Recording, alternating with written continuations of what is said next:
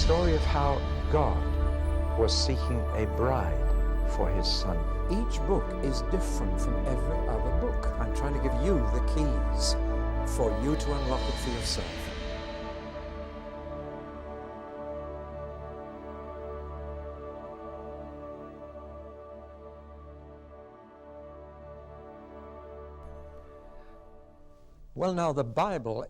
Die Bibel ist nicht ein Buch, sondern viele. Das Wort Bibel kommt vom Pluralwort Biblia, was Bibliothek bedeutet. Und die Bibel ist nicht ein Buch, sondern 66 Bücher. Und zusammen bilden diese Bücher ein Geschichtsbuch, die Geschichte unseres Universums. Aber die Bibel beginnt früher und endet später als jedes andere Geschichtsbuch, denn es beginnt ganz am Anfang unseres Universums, es reicht bis zum Ende und sogar darüber hinaus. Aber es ist die Geschichte, die aus Gottes Sicht geschrieben wurde. Deshalb wählt er aus, was für ihn wichtig ist. Das unterscheidet sie von einer politischen Geschichte oder einer physischen Geschichte unseres Universums oder einer kulturellen Geschichte unserer Gesellschaft. Gott wählt sehr sorgfältig die Dinge aus, die ihm wichtig sind, die Ereignisse, die ihn am stärksten betrafen. Deshalb noch einmal, sie unterscheidet sich sehr von jeder anderen Geschichte. Es gibt zwei Themen in der Bibel. Nummer 1, was ist schiefgelaufen mit unserer Welt? Und Nummer 2, wie kann es wieder in Ordnung gebracht werden? Ich denke, jeder ist sich einig, dass unsere Welt kein guter Ort zum Leben ist. Irgendwas ist schrecklich schiefgelaufen und das Buch Genesis sagt uns genau was.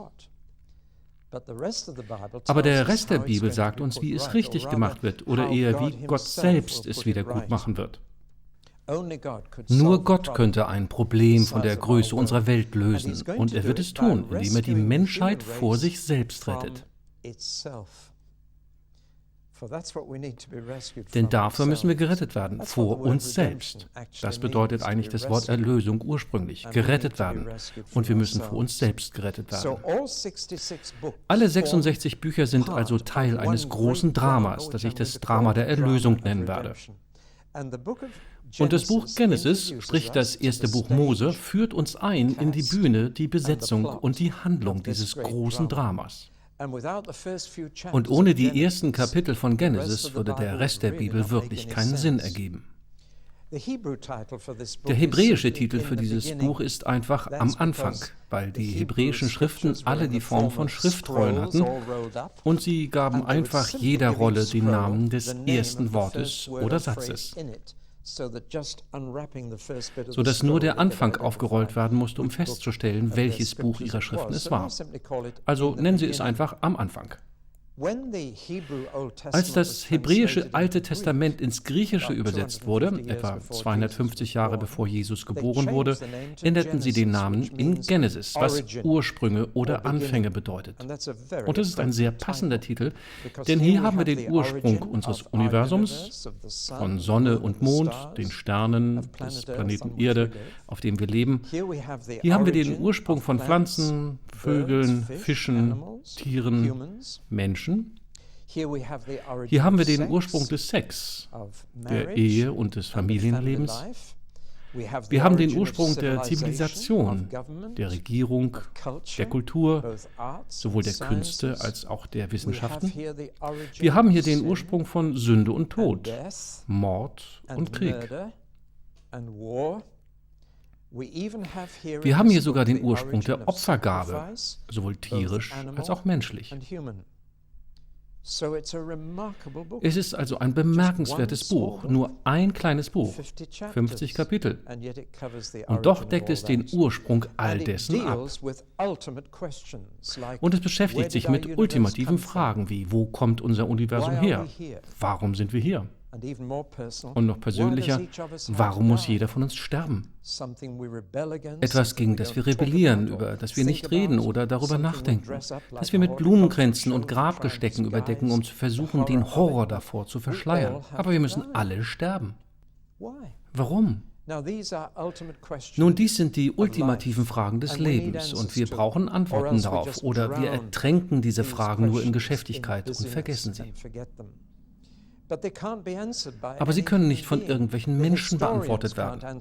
Die Historiker können diese Fragen nicht beantworten. Sie können uns nicht sagen, wie alles begann, weil kein Historiker da war, weder um zu beobachten noch um aufzuzeichnen, wie es geschah. Wissenschaftler können uns nichts über den Beginn unseres Universums erzählen. Sie können an den Anfang zurückgehen, aber sie können nicht noch weiter zurückgehen. Sie können nichts beobachten darüber hinaus. Sie können uns also nicht sagen, wie es begann und noch viel weniger, warum es angefangen hat. Die Wissenschaft kann keinen Grund finden für die Entstehung dieses Universums. Sie können uns einige Details darüber erzählen, wie es dazu gekommen ist, aber ganz bestimmt nicht, warum. Philosophen können diese letzten Fragen nicht beantworten, sie können nur vermuten. Es ist Spekulation, wenn Philosophen versuchen uns zu sagen, zum Beispiel, die Antwort auf die Frage, die die meisten von ihnen betrifft, das Problem des Bösen. Wo kam das Böse her? Warum gibt es so viel Böses auf der Welt? Philosophen haben ihr Gehirn unter Druck gesetzt, um zu versuchen, uns eine Antwort zu geben, aber es ist nur eine Vermutung. Niemand weiß es wirklich. Es gibt nur eine Person, die diese Fragen wirklich für uns beantworten konnte, und das ist Gott selbst. Wenn Sie also das Buch Genesis, sprich erstes Buch Mose, öffnen, werden Sie sofort mit einer Frage konfrontiert. Lesen Sie die Ergebnisse der menschlichen Vorstellungskraft oder der göttlichen Inspiration?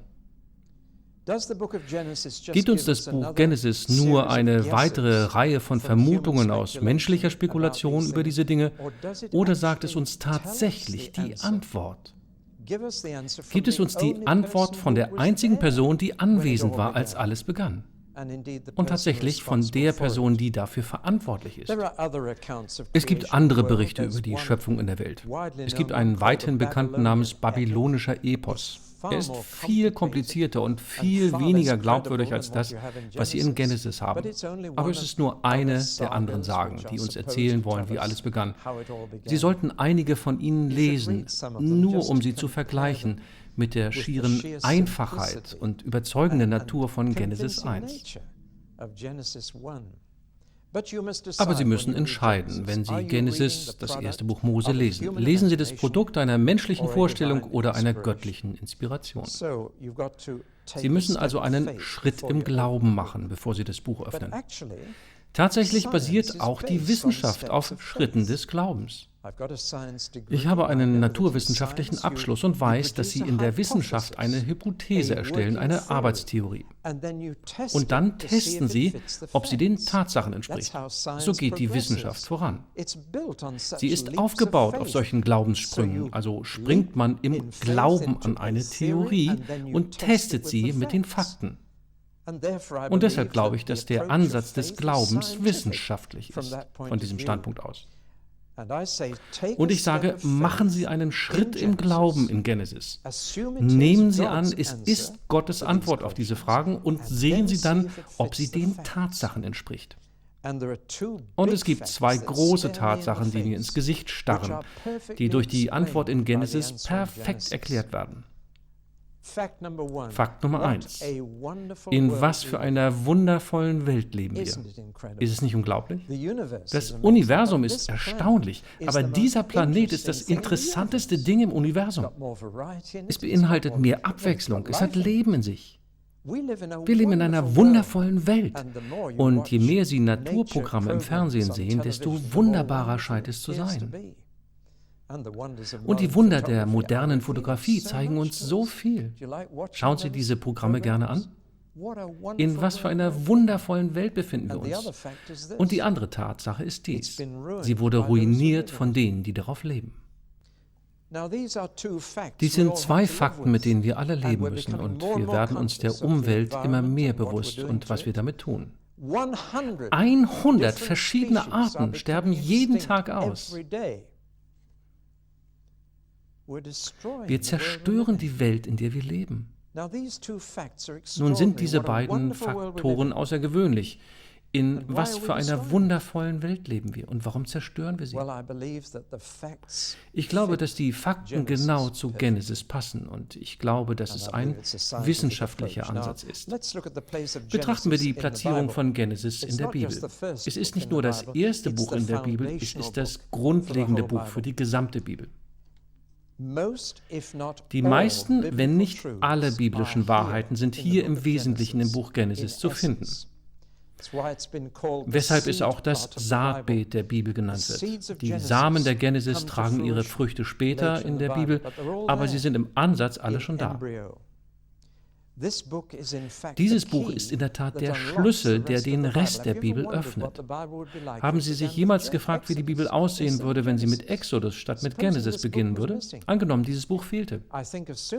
Ich denke, sobald Sie anfingen, die Bibel ohne es zu lesen, würden Sie sagen, nun, ich interessiere mich nicht für einen Haufen jüdischer Sklaven in Ägypten. Warum sollte ich Ihre Geschichte und Religion studieren? Nur wenn Sie ein besonderes akademisches Interesse hätten, würden Sie weiterlesen. Aber weil Genesis da ist, lesen Sie über sich selbst, über Ihr Leben. Sie verstehen, wie Sie ticken und warum Sie keine bessere Person sein können, die Person, die Sie in Ihren besten Momenten sein möchten. Haben Sie sich jemals gefragt, warum das Leben so ein moralischer Kampf ist? Die meisten Leute wollen besser sein, als sie sind, aber scheitern. Warum? Nun, Exodus würde Ihnen nicht helfen, das zu verstehen. Genesis tut es. Weil Sie über Ihren Vorfahren lesen, einen Mann namens Adam. Und wenn Sie über ihn lesen, ist es, als würden Sie in einen Spiegel schauen und sich selbst sehen. Das Alte Testament baut auf dem Buch Genesis auf. Es gibt im gesamten Alten Testament viele Hinweise auf Menschen wie Adam und Noah und Abraham und Jakob, der seinen Namen in Israel geändert hat. Das gesamte Alte Testament baut auf dem Buch Genesis. Aber es ist das Neue Testament, das noch mehr darauf aufbaut. Überraschenderweise wird Genesis im Neuen Testament mehr zitiert als im Alten Testament. Können Sie sich das vorstellen? Alle ersten 6 Kapitel, 1, 2, 3, 4, 5, 6, werden im Neuen Testament ausführlich zitiert. Alle 8 Hauptschriftsteller des Neuen Testaments beziehen sich auf das Buch Genesis. Und natürlich auch Jesus. Für Christen regelt die Einstellung Jesu zu Genesis alle Fragen. Denn wenn wir Jesus nachfolgen, vertrauen wir ihm. Wir glauben, dass er die Wahrheit gesagt hat. Und es ist interessant, dass Jesus alle Charaktere der Genesis als echte historische Figuren ansah. Nicht als Legenden. Er betrachtete Noah und die Sintflut als historisches Ereignis. Und wenn Jesus das tat, dann tue ich es auch. Welche anderen Schwierigkeiten da auch immer sein mögen, und wir werden sie im weiteren Verlauf betrachten. Wenn Noah real war für Jesus, dann ist er real für mich. Nicht nur das, Jesus behauptete, persönlich bekannt zu sein mit Abraham. Und er sagte, bevor Abraham geboren wurde, ich bin. Und er war froh, mich zu treffen. Und die Juden hörten zu, wie Jesus sie sprach und sagten, du bist keine 50 Jahre alt und behauptest, Abraham zu kennen? Aber Jesus sagte, ich war dort, ich war dort. Vertrauen Sie Jesus? Dann ist das die Wahrheit. Jesus befürwortete also ständig das Buch Genesis. Als er nach Scheidung und erneuter Eheschließung gefragt wurde, was tat er? Er brachte sie direkt zu Genesis Kapitel 2 und sagte, ihr findet die Antwort genau dort. Sie sehen also, dass das Buch Genesis wirklich der ganzen Bibel zugrunde liegt, den Schlüssel zum Rest liefert. Ohne es würde der Rest keinen Sinn ergeben, um Ihnen nur ein Beispiel zu geben. Sie werden die Kreuzigung nicht verstehen ohne das Buch Genesis. Können Sie sich das vorstellen? Denn Paulus sagte, dies geschah am Kreuz. So wie der Ungehorsam eines Mannes der Menschheit den Tod brachte, bringt der Gehorsam eines Mannes Leben. Das ist die wahre Bedeutung der Kreuzigung. Und Paulus spricht über Genesis Kapitel 3. Ich denke, ich habe mich deutlich genug ausgedrückt.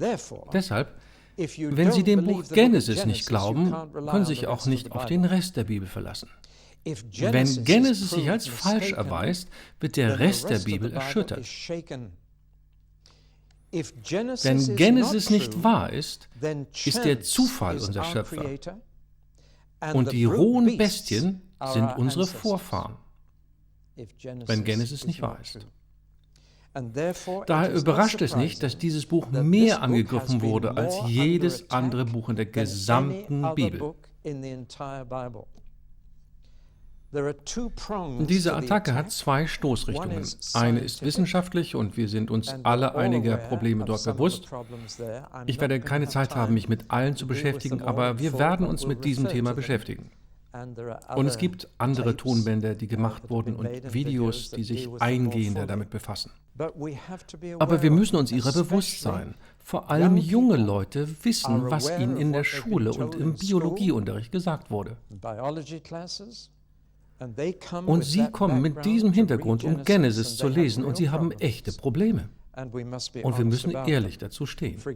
Zum Beispiel hat die Wissenschaft in Frage gestellt die Reihenfolge der Schöpfung, die Geschwindigkeit der Schöpfung und die Methode der Schöpfung. Die Wissenschaft hat in Frage gestellt das Alter der Erde, den Ursprung des Menschen, das Ausmaß der Sintflut, das Alter der Menschen, die vor der Flut lebten und viele andere Dinge mehr. Aber hinter diesem Angriff, glaube ich, gibt es einen satanischen Angriff. Der Teufel hasst zwei Bücher in der Bibel, Genesis und Offenbarung. Und er hasst die ersten Kapitel von Genesis und die letzten Kapitel von Offenbarung.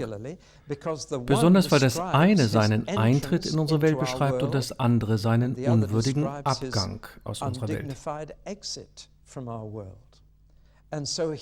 Und deshalb hält er die Menschen gern heraus aus den ersten Kapiteln von Genesis und den späteren Kapiteln der Offenbarung. Er möchte sie überzeugen, dass Genesis ein Mythos ist und Offenbarung ein Mysterium, sodass sie in Ruhe lassen.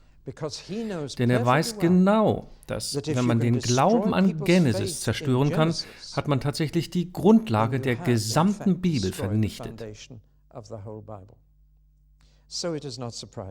Deshalb ist es nicht verwunderlich, dass es bei Genesis so viele Diskussionen gab. Wenn Sie diesem Buch misstrauen, neigen Sie dazu, den Rest wegzuwerfen. Wie wurde Genesis geschrieben? Es ist eines von 5 Büchern, die eine Einheit bilden. Nicht so sehr in unserer Bibel, aber auf jeden Fall in der jüdischen Schrift. Diese 5 Bücher bilden zusammen den Pentateuch. Penta bedeutet 5. Es gibt ein großes 5-seitiges Gebäude in Washington, D.C. mit Namen Pentagon. Es ist dasselbe Wort, Pentateuch, die 5 Bücher. Sie werden oft von den Juden als Torah bezeichnet, was Weisung bedeutet. Und sie glauben, dass diese 5 Bücher zusammen die Anweisungen des Schöpfers bilden. Und es ist sehr weise, da der Schöpfer uns diese Anweisungen gab, um das Beste aus dem Leben herauszuholen, sich mit ihnen vertraut zu machen.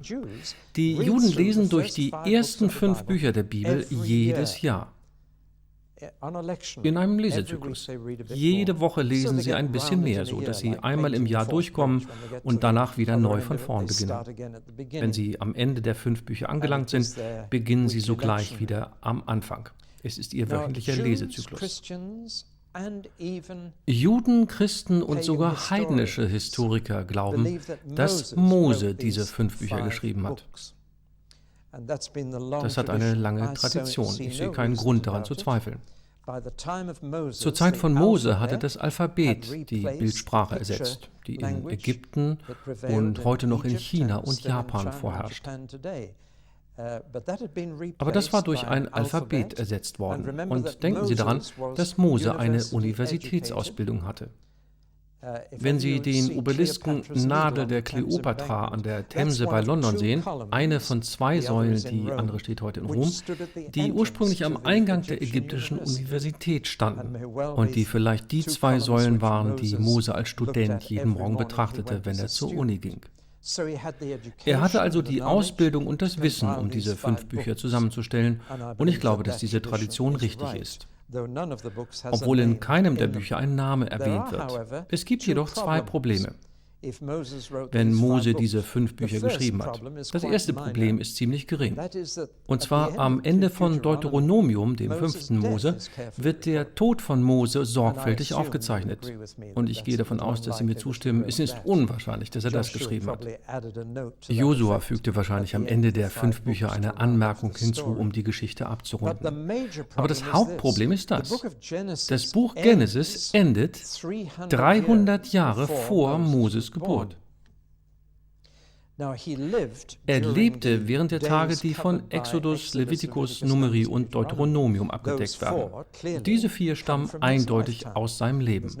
Es gibt kein Problem damit, dass Mose diese geschrieben hat. Aber Genesis endet 300 bis 400 Jahre bevor Moses geboren wurde. Wie konnte er also sein Material für das Buch Genesis bekommen? Etwas, das wir über frühere Kulturen wissen, ist, dass Menschen, die nicht schreiben, ein phänomenales Gedächtnis haben. Bis heute können Stämme, die keine Schrift haben, die gesamte Geschichte des Stammes erzählen. Sie geben sie nachts am Lagerfeuer von Vater zu Sohn weiter. Und diese mündliche Überlieferung, wie wir sie nennen, ist in primitiven Gemeinschaften sehr stark und war es auch unter den Hebräern. Besonders als sie in Ägypten zu Sklaven wurden. Sie wollten, dass ihre Kinder wissen, wer sie sind und woher sie kommen. Es gibt 2 Dinge, die normalerweise auf diese Art weitergegeben werden. Eine ist Genealogie, Familienstammbäume, um den Menschen ihre Identität zu geben. Und Genesis ist voll von Genealogie, voll mit Stammbäumen.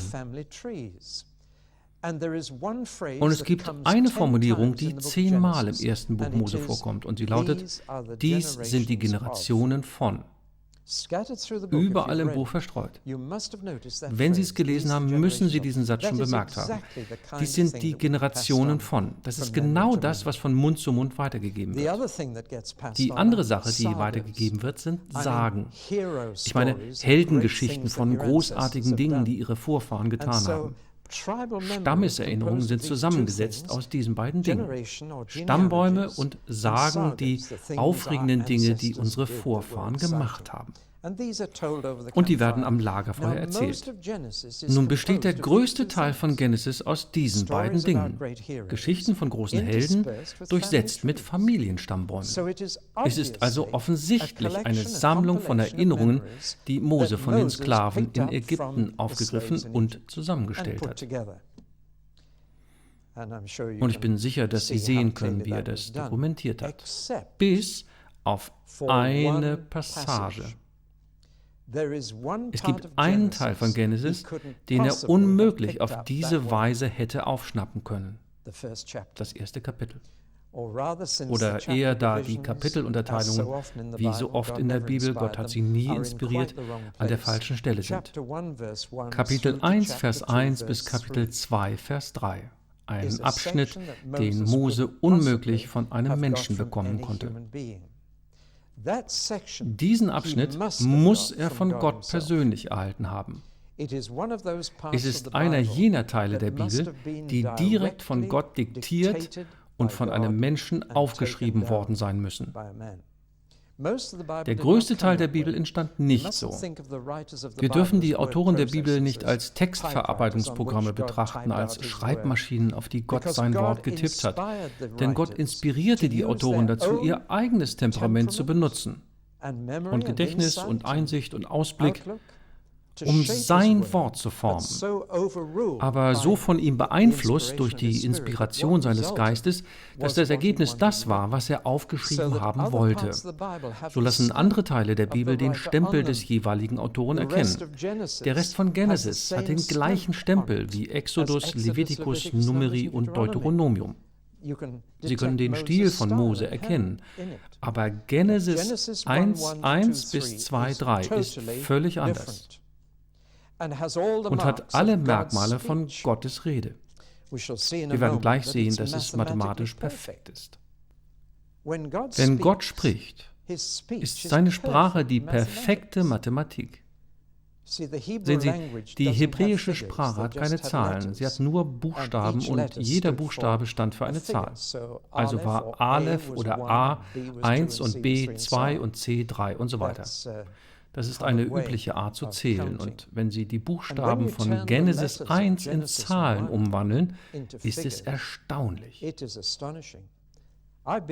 Ich war in Jerusalem und habe mit Rabbinern gesprochen, die tatsächlich die gesamte Mathematik aller Verse ausgearbeitet haben und sie konnten tagelang darüber diskutieren, weil sie mathematisch perfekt ist. Der allererste Satz, am Anfang schuf Gott Himmel und Erde, besteht aus 7 Wörtern. Das ist nur eine der Figuren, wir werden uns das später ansehen. Aber in vielerlei Hinsicht ist Genesis 1 ein einzigartiges Stück Literatur. Einzigartig. Und es hat alle Merkmale, um direkt von Gott gekommen zu sein.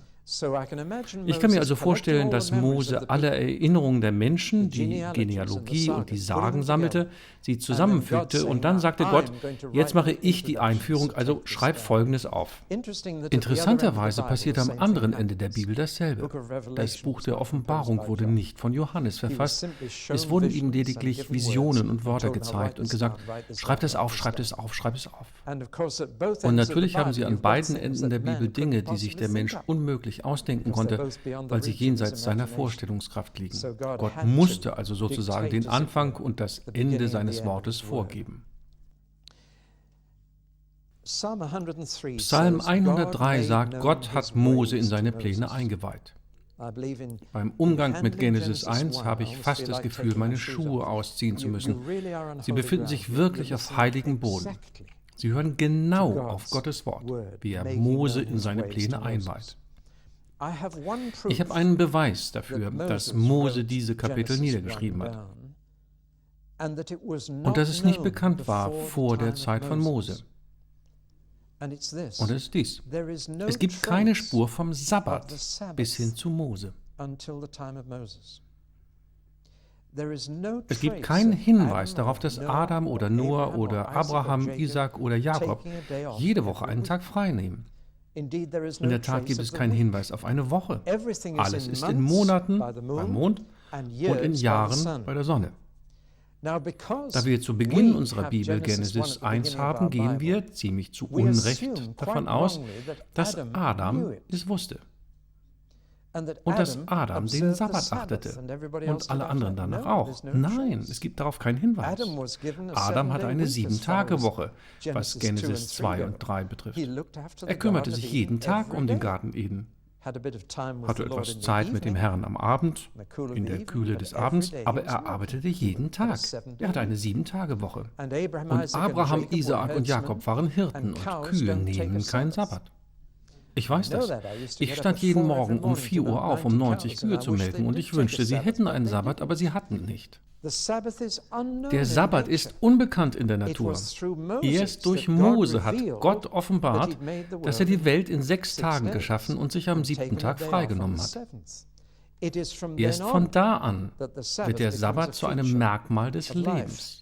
Und in der Tat, als Mose das Gebot gab, sich an den Sabbat zu erinnern, fügte er die Erklärung hinzu, weil Gott die Welt geschaffen hat. Als ob dies neues Wissen für sie wäre, als ob er es ihnen gerade erst erzählt hat. Das ist also ein Beweis dafür, dass Genesis 1 Mose diktiert wurde und dass es nicht bekannt war vor seiner Zeit. Es gibt auch noch 1 oder 2 andere Anzeichen dafür. Also wenden wir uns endlich dem Buch selbst zu und diesem erstaunlichen Kapitel, mit dem es beginnt. Wir werden ziemlich viel Zeit in diesem Kapitel verbringen und ich möchte den Rest dieses Vortrags nur noch mit den ersten 4 Wörtern verbringen. Am Anfang schuf Gott. Genesis ist voller Anfänge. Der Anfang von allem anderen außer Gott. Gott fängt hier nicht an. Und das ist ein sehr wichtiger Punkt. Gott ist bereits da, wenn sich die Bibel öffnet. Er war schon da, als das Universum entstand. Er ist schon immer da gewesen. Sehen Sie, es muss ein ewiges Etwas oder einen ewigen Jemand geben, der immer da war, um unser Universum zu erschaffen. weil nichts jemals zu etwas wird durch sich selbst. Überfordere ich Sie ein bisschen? Es ist ein bisschen Philosophie für Sie, ein wenig schlichte Philosophie, aber nichts wird jemals zu etwas durch sich selbst. Es muss einen Grund geben. Und dieser Grund ist entweder ein ewiges Etwas oder ein ewiger Jemand.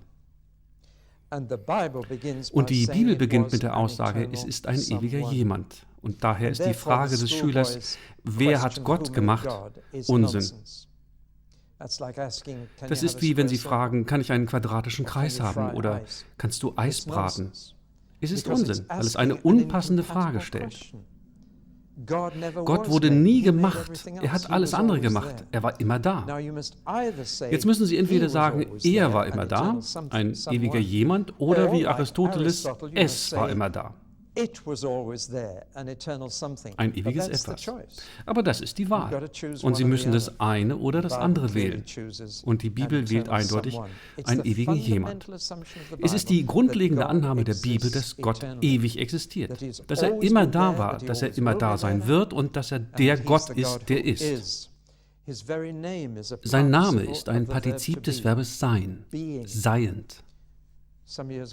Vor einigen Jahren habe ich gebetet und gesagt, Herr, bitte gib mir ein englisches Wort, das dem hebräischen Yahweh entspricht, das mir das Gefühl seiner Bedeutung gibt und mich begeistert. Und sofort kam mir das Wort immer in den Sinn. Das ist sehr nah an Gottes Namen, immer. Er ist immer da. Er ist immer. Das ist so nah, wie ich dem hebräischen Yahweh kommen kann. Mit anderen Worten, die Bibel versucht niemals, die Existenz Gottes zu beweisen. Für die Bibel ist es Zeitverschwendung. Er ist dort und er war immer da. Und sie nehmen das an. Zu versuchen, seine Existenz zu beweisen, ist wie gesagt Zeitverschwendung. Er ist einfach da. Er muss nicht erklärt werden. Was erklärt werden muss, ist die Existenz von allem anderen. Das ist das genaue Gegenteil des modernen Denkens. Modernes Denken sagt, alles andere war immer da, jetzt müssen Sie mir die Existenz Gottes beweisen. Aber nein, die Bibel sagt, dass Gott immer da war und wir müssen jetzt erklären, warum alles andere da ist. Und so nähert sich das Buch Genesis dieser großen Frage. Zu Zeiten von Mose wusste natürlich jeder, dass Gott existierte. Er hatte sie aus Ägypten gerettet, er hatte das Rote Meer geteilt, er hatte die ägyptische Armee ertränkt. Sie wussten, dass Gott real war. Wenn Sie eine solche Erfahrung gemacht haben, brauchen Sie keine Beweise für die Existenz Gottes. Aber ich fürchte, der moderne Mensch braucht das, weil er diese Dinge nicht erlebt hat und er Beweise will. Wenn Sie Hebräer Kapitel 11 lesen, lesen Sie zwei Dinge über die Schöpfung. Nummer 1. Durch den Glauben verstehen wir, dass das Universum auf Gottes Befehl so geformt wurde, dass das, was zu sehen war, nicht aus dem Sichtbaren gemacht wurde. Und etwas später heißt es im gleichen Kapitel, wer immer Gott finden will, muss zuerst glauben, dass er existiert und dass er diejenigen belohnt, die ihn ernsthaft suchen.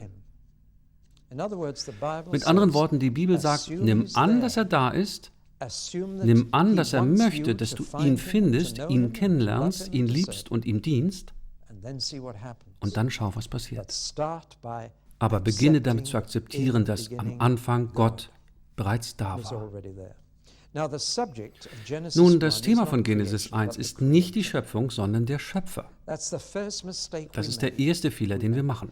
Es geht nicht darum, wie unsere Welt in erster Linie entstanden ist, sondern darum, wer sie erschaffen hat. Und in nur 31 Versen kommt das Wort Gott 35 Mal vor. Fast so, als würde es sagen, Gott, Gott, Gott, Gott. Es geht um Gott. Es ist nicht so sehr die Geschichte der Schöpfung, es ist das Bild eines Schöpfers. Und wenn Sie fragen, was sagt uns Genesis 1 über Gott, dann haben Sie eine lange Liste. Und ich habe hier gerade eine Liste für Sie erstellt. Nummer 1. Ich finde heraus, dass Gott persönlich ist. Er hat ein Herz, das fühlt. Er hat einen Verstand, der denkt und seine Gedanken äußern kann. Er hat einen Willen, der Entscheidungen trifft und daran festhält. Das alles ist eine Persönlichkeit. Gott ist kein Es, Gott ist ein Er. Er ist eine vollständige Person mit Gefühlen, Gedanken und Motiven wie wir. Zweitens ist Gott mächtig. Als unsere verstorbene Tochter ein kleines Mädchen war, erinnere ich mich, wie ich ihr Genesis 1 aus einer Kinderbibel vorgelesen habe. Als ich fertig war, saß sie einfach nur da und sagte dann, gesagt, getan. Und das war ihre Zusammenfassung. Eine gute Zusammenfassung. Welche Macht, nur etwas zu sagen und es passiert. Welche Autorität. Sie müssen ziemlich weit oben sein, um so etwas zu tun. Die ersten 10 Gebote in der Bibel sind alle in Genesis 1. Wussten Sie, dass es dort 10 Gebote gibt? Zählen Sie sie nach. Später gab er uns 10 Gebote, aber die ersten 10 Gebote wurden unserem Universum gegeben. Als nächstes, er ist nicht erschaffen. Er ist schon da, er war immer schon da, er ist immer so. Aber wie kreativ er ist, wenn man erfährt, dass es 6000 Käferarten gibt. Was für ein Künstler, welche Fantasie. Keine 2 Grashalme sind gleich, keine 2 Schneeflocken, keine 2 Sandkörner. Welche Vorstellungskraft, wie kreativ. Wir können 7 Millionen Volkswagen-Marke Käfer produzieren, alle gleich. Aber er hat diesen schöpferischen Verstand. Die Vorstellungskraft bietet große Abwechslung. Es gibt keine 2 von uns, die gleich sind. Sehen Sie sich um. Welche Vielfalt. Er ist ein geordneter Gott. Die Symmetrie und die Mathematik des Universums sind so, dass ein Jude herausfinden kann, dass E = mc² gilt. Und dass dies für das gesamte Universum gilt. Es ist mathematisch so geordnet, wir werden später mehr davon sehen. Er ist ein singulärer Gott, weil alle Verben in der Einzahl stehen. Am Anfang schuf Gott. Das Wort schuf steht im Singular.